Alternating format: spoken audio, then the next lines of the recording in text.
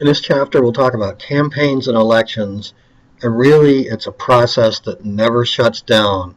So we saw the government may shut down, but campaigns and elections carry on at all times, never more clear than during the government shutdown, debt ceiling debate, that a lot of politics was going on, and an eye toward campaigns and upcoming elections. Generally, 21st century campaigns are certainly becoming more complex and sophisticated with each election. These elections are about candidates, not necessarily the party. The party plays a role, but they're about candidates. The candidate's organization must raise money, get media coverage, pay for commercials. The rise of independent voters changed the focus of the campaign. The number of independents, as we've discussed in previous weeks, that's rising. So you have to appeal to independents in general elections if you're going to win your campaigns most of the time. And unlike a couple of decades ago, most campaign tasks now are done by paid professionals rather than volunteers. I'm going to talk generally about the basics, the type of elections. At the federal level, you have elections for president, you have elections for Congress, the Senate and House of Representatives. At the state level, you'll see elections for governor, lieutenant governor, state treasurer.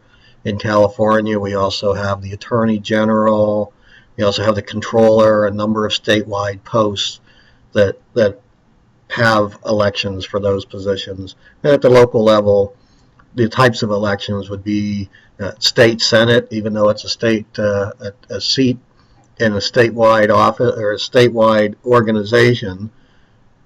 You elect them by districts, local districts, so it'll be state senate, state assembly, something like county board of supervisors in California, and also elections with city councils. Now, who runs when? The president runs every 4 years, U.S. Senate every 6 years. 1/3 of the Senate is elected every 2 years. In the U.S. House, all 435 members are elected every 2 years, so that's really a perpetual campaign.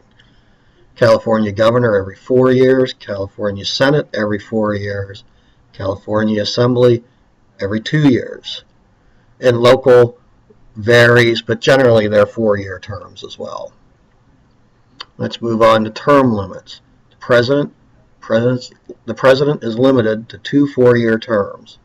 U.S. Senate, no term limits. U.S. House of Representatives, no term limits. So you'll see people in those positions for decades even, that people get in and they stay in for long periods of time in those positions. In California, local government in California, term limits, governor 2 4-year terms, state senate and assembly. Prop 28 passed in 2012. It reduced the total time that you can serve in the Senate and Assembly from 14 to 12 years. You can serve 12 years total in the Assembly and or Senate. Previously, you could only serve 6 years in the Assembly and Senate 8 years. So in this case, if you want to serve 12 years in the Assembly, you can do that. 12 years in the Senate, you can do that. The term limits for locals, that varies. Fresno County Board of Supervisors, no term limits. Fresno Mayor is limited to 2 4-year terms. Fresno Council, 2 4-year terms. And Clovis Council, on the other hand, no term limits. Here's some arguments for and against term limits. For term limits, your lawmakers are going to be more open-minded and responsive to the people. They're more attentive to problems of today rather than problems of yesterday.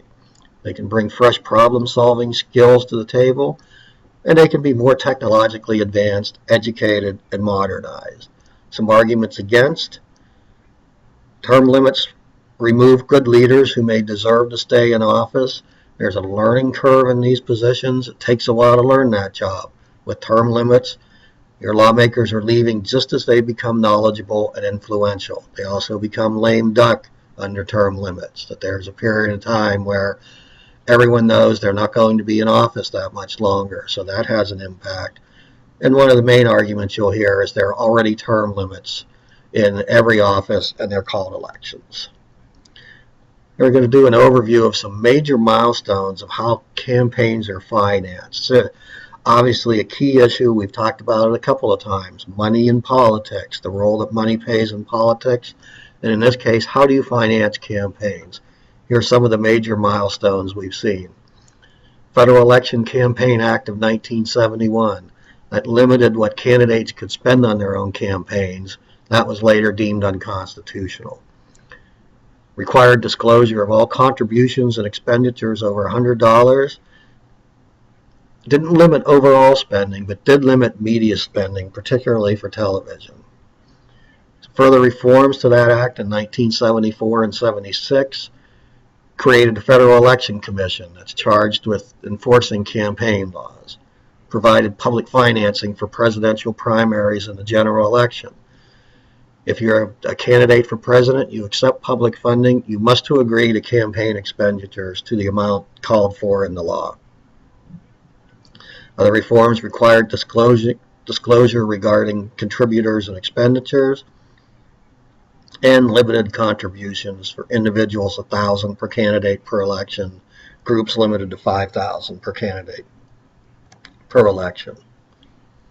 In 1976, in the Buckley versus Vallejo case, you'll need to know this for your exam, that placed limits on a candidate's personal spending, or the limits from the act on a candidate's personal spending on campaigns ruled unconstitutional.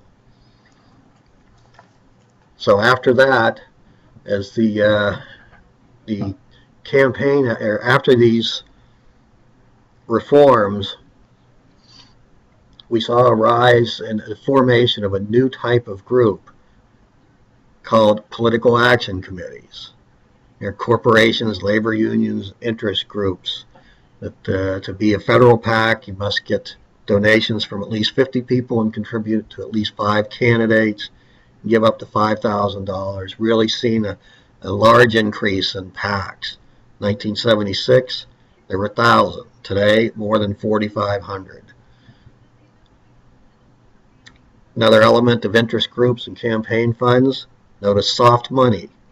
That's where you can donate to parties for reasons other than elections, such as voter registration and voter education.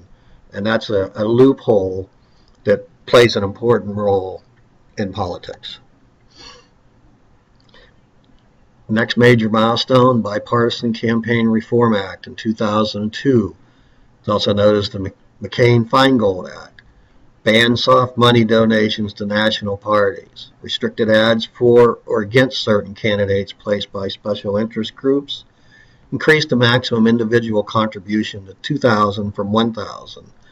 In total to $95,000 over 2 years,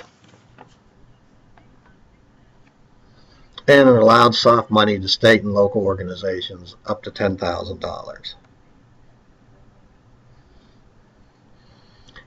Since 2002, we've seen interest groups respond to the McCain-Feingold Act by reasoning that independent expenditures could be made during an election campaign if they were not directly related to a candidate or party. Many set up a 527 organization. That's a tax-exempt group that focuses on voter registration and issue ads, called 527s, named after the related tax code, and they're very active today. And by the 2007-2008 cycle, campaign finance lawyers had another idea. It's a 501c4 organization. So unlike the 527, it's a social welfare group that does not have to identify its donors or report its spending. It can ask people to vote for or against certain candidates as long as most of its efforts are spent on issues. Interest groups now often wage their own campaigns with issue advocacy advertising.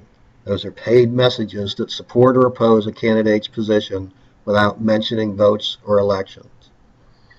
Though promoting a politician's position seems the same as promoting the politician, the courts allow this practice based on First Amendment rights. Recently, 2010, major court ruling Citizens United versus the FEC. 2010, the Supreme Court ruled that corporations, unions, and nonprofits may spend freely to oppose or support a presidential or congressional candidate as long as this is not coordinated with a campaign.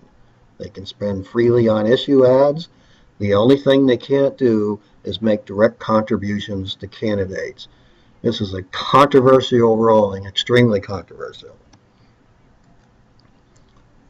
Just this month, the Supreme Court is now considering a case, McCutcheon versus the FEC. Sean McCutcheon, a conservative businessman from Alabama, donated thousands of dollars in donations last election cycle.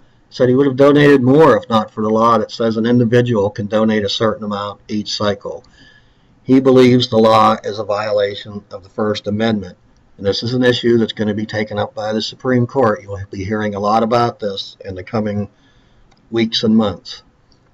And the arguments against it: wealthy donors who can afford to make many donations will have greater influence, and the ruling could dramatically increase the power and size of joint fundraising committees. So with that said about the basics of our elections and campaign financing, let's move on to the concepts you'll need to know for the quiz. You'll need to know the age requirement for U.S. president. The reasons that campaigns no longer depend on political parties. Know what tracking polls are. Know what the Hatch Act of 1939 is.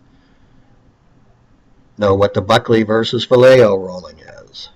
Know what political action committees are, what independent expenditures are, what 527s are, the importance of the Citizens United versus the FEC case, and voter requirements in states.